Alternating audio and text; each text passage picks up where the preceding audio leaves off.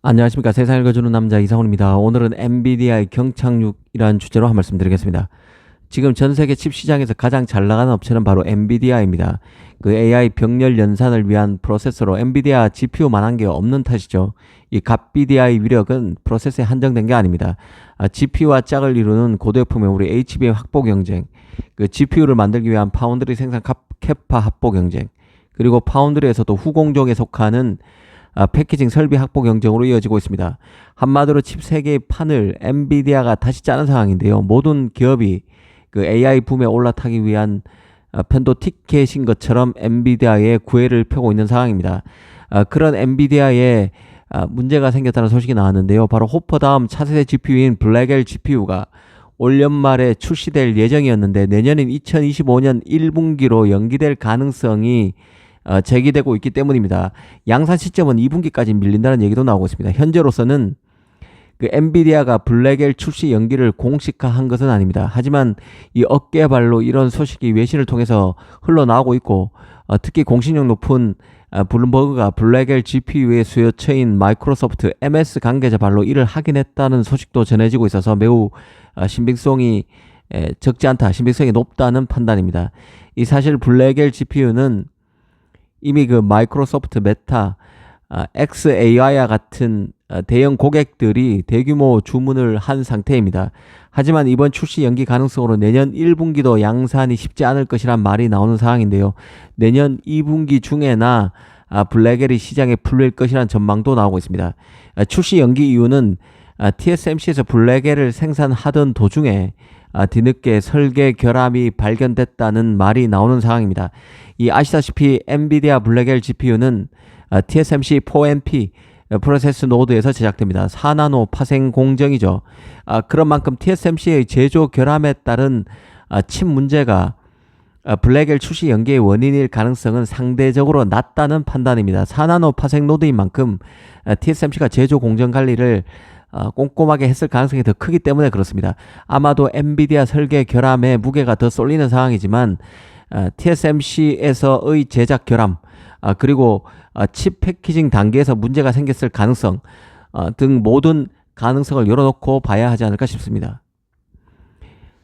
기본적으로 블랙엘은 TSMC의 4np 노드에서 만들어지고 각각의 다이에 총 1040억 개의 트랜지스터를 갖추고 있습니다. GPU 간에는 NV링크 기술로 직접 연결되어 있습니다. 그러니까 블랙엘은 총 각각의 다이에 1040억 개의 트랜지스터이기 때문에 이 두 개의 다이를 합치면 2080억 개의 트랜지스터로 구성되어 있다는 뜻이죠. 기존 호퍼100, H100이 800억 개의 트랜지스터로 구성된 점을 고려하면 2.5배가 늘어났습니다. 트랜지스터 개수가 그렇다는 뜻입니다. 그 현재 기술로는 이 많은 트랜지스터를 넣을 수 없기 때문에 두 개의 칩을 연결해서 하나의 칩처럼 원활하게 작동하는 방식을 블랙엘은 취하고 있습니다. 또 AI 성능은 칩당 20페타플롭으로 5배, 메모리는 4배 향상됐습니다. GPU와 짝을 이루는 고도유품 메모리 같은 경우는 8개의 HBM3E 스택과 결합되어 있습니다. 이 사실 블랙엘 GPU의 출시 시연은 원인이 어찌됐든 간에 시장에 충격을 줄 수밖에 없는 이슈입니다. 사실이라면 그렇다 뜻이죠. 당장 블랙엘 200, B200 GPU 30만 개 구매를 목표로 하고 있는 빅테크들의 주문이 순차적으로 딜레이 될 것입니다. 아직은 그 엔비디아가 이런 루머에 함구로 일관하고 있는데요. 시장의 충격을 유인할 수밖에 없는 이슈이기 때문에 조만간 공식 발표를 통해서 대응책을 내놓을 가능성이 큽니다. 이게 루머다, 아니다, 이런 것부터 분명히 밝힐 것이라는 얘기죠. 인텔만 해도 지금 13세대 CPU인 랩터 레이크 문제를 얼렁뚱땅 넘어가려다 지금 집단 소송까지 문제가 비화되고 있는 상황입니다. 그래서 인텔의 추락이 더 가속화되고 있는 것이죠. 엔비디아도 이와 관련한 문제를 사실 여부부터 소상히 밝히고 만약 사실이라면 적극적인 대응에 나설 것이라는 게 개인적인 판단입니다. 특히 그 엔비디아의 칩 가격은 비싸기로 악명이 높죠. AI 슈퍼칩 가격이 개당 최대 7만 달러까지 지금 얘기가 나오고 있는 상황입니다. 투자은행 모건 스탠리는 36개의 블랙엘을 사용한 NV링크 서버렉이 200만 달러, 72개의 블랙엘을 사용한 NV링크 서버렉이 300만 달러에 판매될 것이라는 추산을 내놓는 상황입니다. 어마어마한 비용입니다. 이 출시 지연이 고객 신뢰를 잃고 그에 따른 소송을 초래할 가능성이 리스크도 크기 때문에 엔비디아도 이런 모든 가능성에 대비한 대응을 할 수밖에 없다는 판단입니다. 더구나 그 엔비디아는 도전자의 거센 추격을 받고 있는 상태인데요. AMD의 MI300X 시리즈 도전 등도 그렇지만 아마존, 구글, MS, 오픈 AI와 같은 가장 큰 고객조차도 자체 AI 제품을 사내에서 구축하기 위해서 하드웨어 연구에 칩 연구에 투자하고 있는 상태입니다.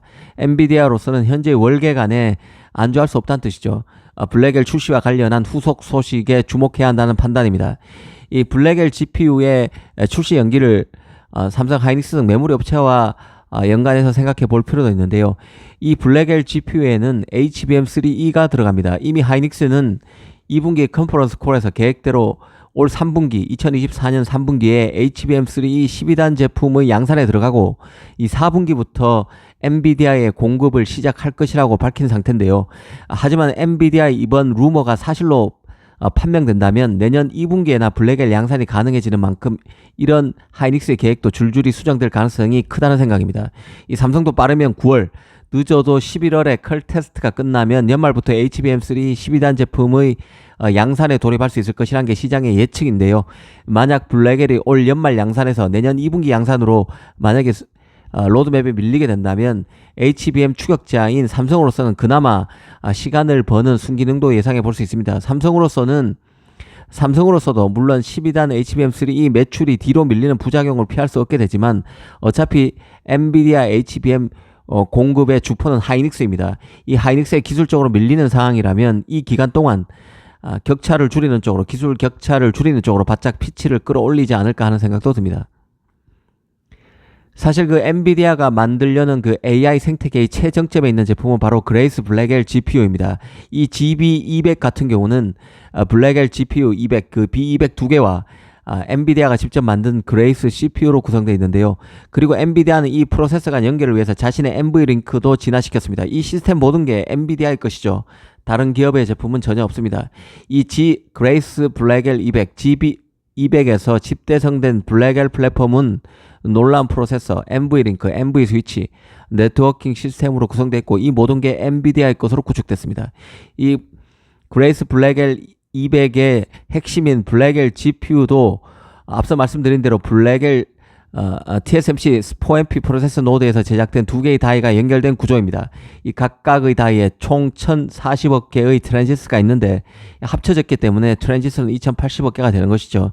이 개별 다이는 엔비디아의 NV링크 기술로 직접 연결되어 있습니다. 더구나 엔비디아는 엔터프라이즈 소프트웨어 구동 모델도 님이라는 제품을 추가해서 업그레이드 했습니다. 계속 엔비디아 기반 서버를 한번 구매하면 계속 여기에 잡아두기 위한 조치죠. 이 총체적으로 봐도, 세부적으로 뜯어봐도 AI 생태계를 엔비디아 제품과 기술로 완벽히 구성하기 위해서 애쓴 흔적이 역력한 제품입니다. 이는 달리 말하면 다른 경쟁사들이 침공하지 못하도록 엔비디아가 자신의 아성을 둘러싼 해자를 더 깊고 넓게 구축했다는 의미와 같습니다.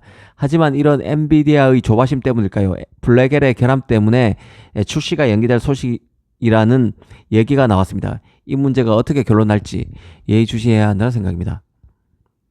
감사합니다.